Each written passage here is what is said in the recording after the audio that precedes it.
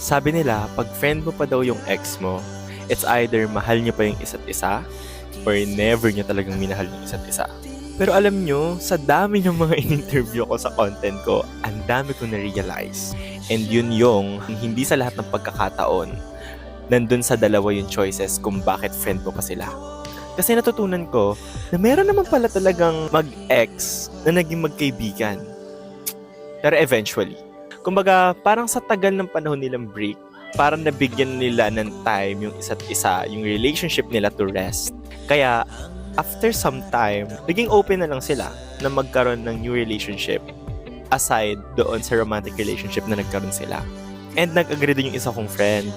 Pero, ang sabi niya, okay lang din naman na maging friend mo yung ex mo. Wala namang mali siya, wala namang masama. Kung talagang friends kayo, okay lang. Pero baka hindi lang siya maging okay kung yung ex mo ay may bago ng jowa. Kasi kahit sabihin mo na friends lang talaga kayo, kahit sabihin mo na wala na talaga yung naging relationship niyo dati, respect dun sa bagong jowa. And respect dun sa relationship na meron sila.